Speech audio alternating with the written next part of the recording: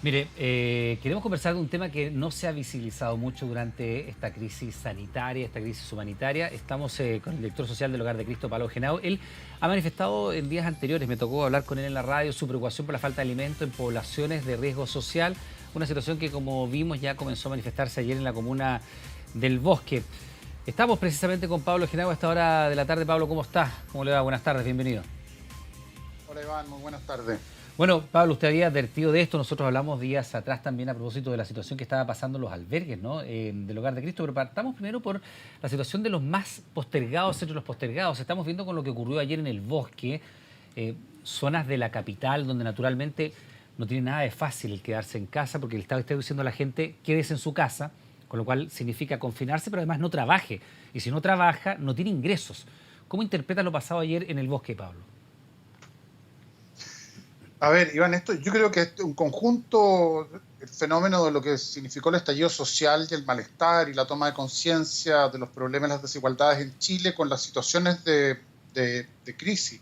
Si bien las crisis, las pandemias y las pandemias sociales y económicas como la que estamos viviendo nos afectan a todos de manera transversal, siguen los fenómenos, la gradiente de la desigualdad sin duda alguna. Hoy día, ¿qué es lo que ocurre? Tanto probablemente el Ministerio de Desarrollo Social como los municipios, como las organizaciones de la sociedad civil que trabajan en terreno, tenían una suerte como de catastro, ¿cierto?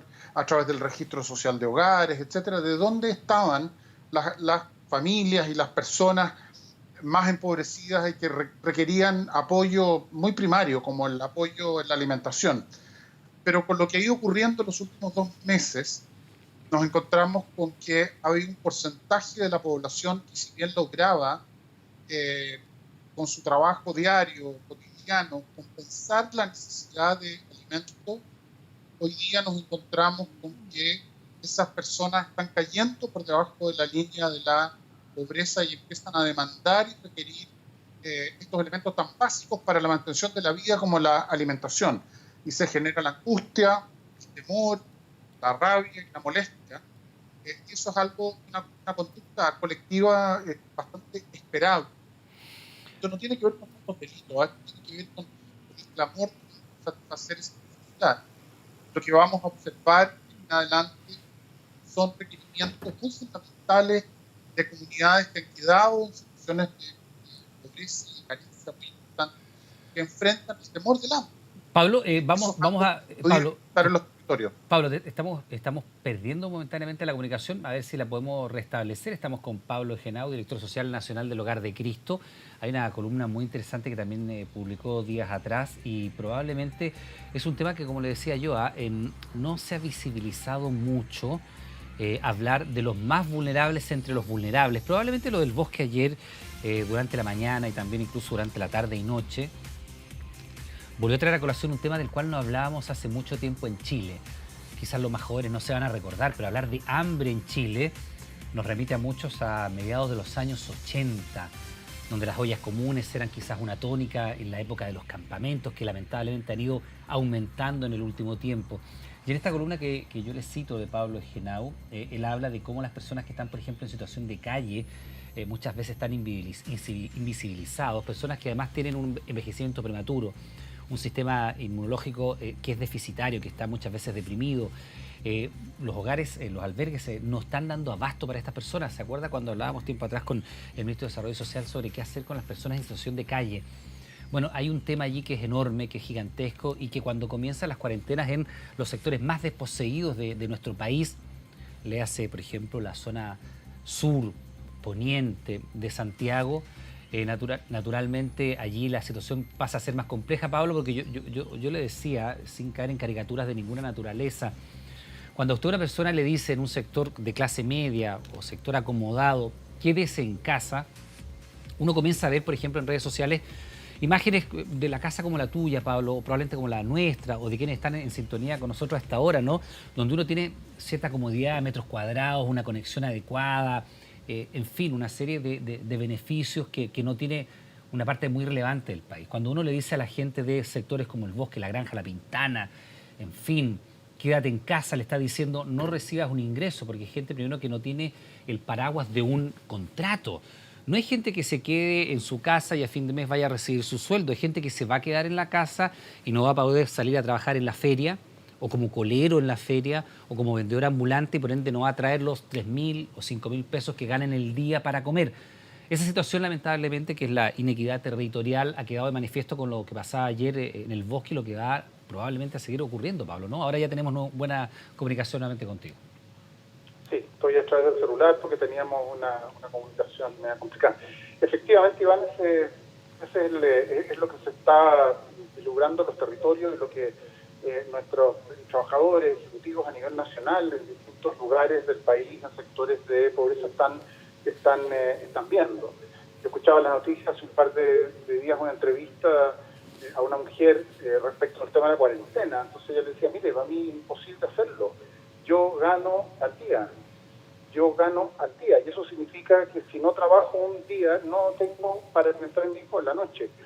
Y esa es la realidad tan apremiante que hoy día surge como un elemento fundamental. Escuchábamos al presidente Piñera el domingo anunciar los 2.500.000 canastas, ¿cierto?, de alimentos que van a ser distribuidas.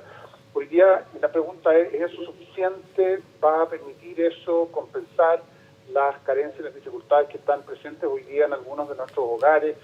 No lo sabemos, y no lo sabemos porque se ha ido moviendo ya muy rápidamente la situación de vulnerabilidad y fragilidad de muchas familias que hasta hace pocas semanas atrás contaban con trabajos, con una remuneración estable o con una actividad que les permitía satisfacer necesidades tan fundamentales como la de alimento.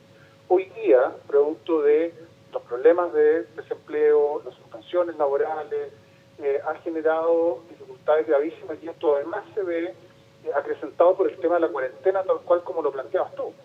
Por lo tanto, la imposibilidad inclusive de poder salir a hacer trabajos menores con el propósito de generar los recursos para satisfacer necesidades tan fundamentales como es la necesidad de alimentar a mi familia durante el día. Pablo, bueno, estamos con el hashtag Noticias 24 y a propósito de hashtag te quiero comentar algo que a mí en lo particular me ha llamado mucho la atención. Eso, no solemos hacernos nosotros eco de cuando hay algo que sea intencionalmente dañino a través de redes sociales, pero a mí me llama la atención, no puedo dejar de preguntártelo. ¿Qué opinas tú de lo que hay detrás de esto? Desde ayer en la tarde, uno de los hashtags más retuiteados de nuestro país es textual, guatones con hambre.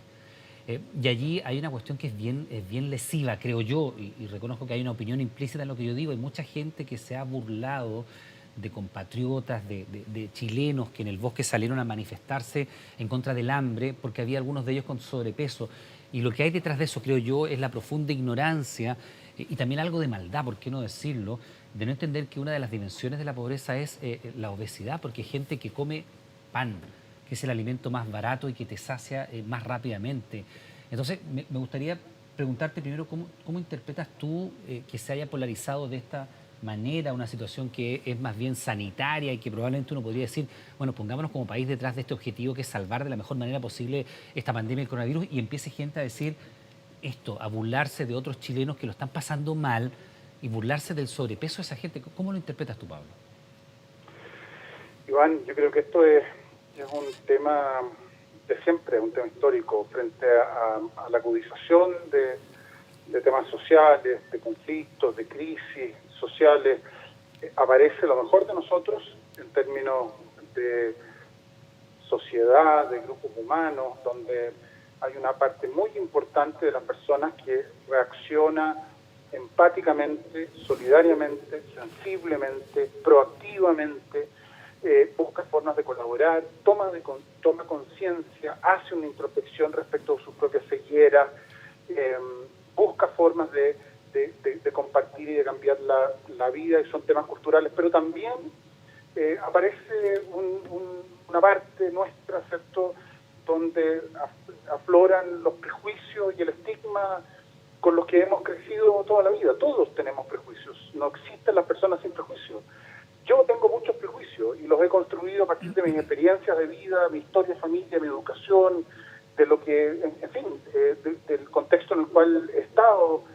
Tú tienes prejuicios y la verdad es que el reconocer esos prejuicios, el tomar conciencia de los prejuicios, el ir a buscar esa información es fundamental. Nosotros en el Hogar de Cristo hablamos de encuentros transformadores, Iván, ¿Qué significa eso? No es que los voluntarios, por ejemplo, sean personas muy buenas que van a colaborar. Son personas que tienen conciencia de la responsabilidad ética que hay de generar un proyecto en conjunto con personas que se están quedando fuera y están sufriendo mucho. Y el encuentro con el otro lo que me permite es tomar conciencia de mis prejuicios. Por lo tanto, yo la verdad es que siempre yo reacciono también con mucha rabia y molestia, y lo que veo detrás de eso, francamente, es aislamiento, ignorancia, desconocimiento, y el prejuicio y el estigma que se nutren de esos distanciamientos, de esas ignorancias, de esos desconocimientos, y la invitación a las personas que tienen esa mirada descalificadora, humillante, es más bien a acercarse y a contrastar esa imagen que ellos tienen con la realidad cotidiana de las personas que las miramos desde lejos y a las cuales les tenemos mucho temor. Y por lo tanto, nada, hacer esa invitación es lo que nosotros hacemos en el hogar, y estoy convencido de que esas experiencias efectivamente cambian la vida. Pablo, yo me remitía a esta columna que publicaste tu día atrás que se titula Rechazados y que también dice relación con un grupo de nuestro país que ha estado permanentemente invisibilizado, ¿eh? Y que son las personas en situación de calle muchas veces. Y nosotros hablábamos en la radio días atrás a propósito de cómo estaba la situación en las hospederías, los albergues del Hogar de Cristo, muy complicado porque estaban teniendo incluso dificultades reales para obtener insumos mínimos para lograr mantener la continuidad de los servicios. Preguntarte primero que nada por las personas en situación de calle y por cómo está también el Hogar de Cristo, porque hemos visto lamentablemente como algunos hogares de personas mayores, adultos mayores, han sido focos importantes de contagios, ¿no? ¿Cómo lo han hecho ustedes? ¿Qué está pasando con el Hogar de Cristo y con la situación de las hospederías y de las personas que están en situación de calle? La columna Rechazado, Iván, apunta a un aspecto técnico, bien puntual. Ustedes han escuchado hablar de las medidas de aislamiento, sí, que la autoridad sanitaria ha ido generando con el propósito de acoger a las personas que han sido diagnosticadas con COVID positivo, que no tienen una sintomatología grave que amerite una intervención clínica, pero que no cuenta con el hogar, la casa, la infraestructura o lo necesario mínimo como para poder hacer un aislamiento seguro. Y para esto implementó las residencias sanitarias.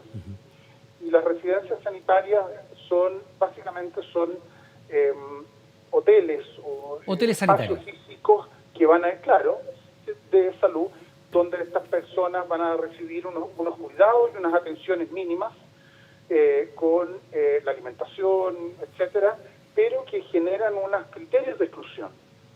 Y significa que quienes pueden acudir a estas residencias sanitarias son personas, Iván, que si bien mayoritariamente vienen del mundo de la pobreza, de la exclusión, pero son personas que tienen que ser autovalentes. Eso significa que cualquier tipo de dependencia funcional, esas personas van quedando fuera. Si yo, por ejemplo, soy un adulto mayor que tiene una serie de dificultades con enfermedades preexistentes y necesito apoyo físico para poder ir al baño, para poder alimentarme, para cambiarme de ropa, si soy un usuario de pañales, si soy una persona con algún tipo de trastorno psiquiátrico, si tengo problemas conductuales, si tengo consumo problemático de alcohol y droga, me voy quedando fuera del acceso a esos dispositivos porque se supone que no tengo los recursos mínimos para generar una convivencia con otros no conflictiva. Y eso está bien. Sin embargo, lo que no está bien es no tener dispositivos adecuados con el personal necesario para atender a este perfil de personas que son mucho más complejas y que producto de sus historias de pobreza, de daño, de vida de calle, de problemas mentales, etcétera, digamos, demandan de la autoridad un servicio diferenciado. Y eso es lo que nosotros hemos tratado en lo posible, digamos, de invitar a la autoridad a que sea considerado, financiado y se generen estos espacios a nivel nacional. Para nosotros es un tema de preocupación crítico, primario, de primer orden, extraordinariamente importante y esperamos poder avanzar en eso. Ahora, respecto de la gente en calle, yo creo que se ha hecho un buen trabajo con la Subsecretaría de Servicios Sociales del Ministerio de Desarrollo social, Iván, y ahí hay varias noticias como el adelantamiento del plan invierno. Sí, el adelantamiento del plan invierno fue fundamental, estuvo incluso el presidente Piñera en ese lanzamiento. Preguntarte por la situación de los albergues del Hogar de Cristo, Pablo, que nosotros conversábamos, decía yo, hace algunos días en la radio, nos contabas de incluso complicaciones reales que estaban teniendo para conseguir ciertos insumos para poder trabajar adecuadamente con las personas que van demandando los servicios del Hogar de Cristo. ¿Qué ha pasado con eso? ¿No han tenido contagios o los han tenido, los han logrado aislar? Bueno, han pasado muchas cosas, Iván, desde la última vez que conversamos. Efectivamente pasamos por un periodo muy crítico al no disponer de los insumos de cuidado para la salud, para nuestros trabajadores. Piensa que hoy día en el Hogar de Cristo hay 4.500 personas distribuidas en 144 programas a nivel nacional que están siendo atendidos por 1.500 trabajadores y trabajadoras, la mayoría de los cuales son programas que están en cuarentena, con población muy vulnerable, adultos mayores, personas con discapacidad, hospederías para personas en situación de calle, y hemos hecho grandes esfuerzos y todavía estamos esperando de parte de Senabas que nos contribuyan con algunas donaciones que les llegaría de la CMPC, que están fabricando mascarillas. Estamos en contacto permanente con ellos para poder recibir algunos de esos insumos que para nosotros son críticos y fundamentales. Por otro lado, gradualmente el tema del coronavirus ha ido afectando sin duda alguna a algunos grupos de nuestros trabajadores y trabajadores, ha ido ingresando también algunos de nuestros dispositivos residenciales. Te pongo el siguiente ejemplo. Tenemos una hospedería en Santiago, una hospedería para hombres, adultos jóvenes, que están hoy día todos COVID positivos, y nuestro equipo de profesionales, de técnicos, están todos en cuarentena por aplicación de protocolo, y la hospedería está siendo administrada a través con apoyo, a través de estrategias de teletrabajo, pero con muchas dificultades en la gestión de nuestros equipos técnicos, porque empieza a ocurrir lo que poco proyectábamos, ¿cierto? Empieza a surgir la necesidad de contar con grupos de trabajadores especializados en la administración de estos temas, que es muy complejo, además. Bien, Pablo, vamos a seguir hablando, por supuesto, en los próximos días. Te queremos dar las gracias, Pablo, por estar junto a nosotros a propósito de la situación de los más marginados en esta crisis. Pablo Henao, director social del Hogar de Cristo, que tenga una buena tarde, muy amable. Gracias. Que esté muy bien. Hacemos nosotros una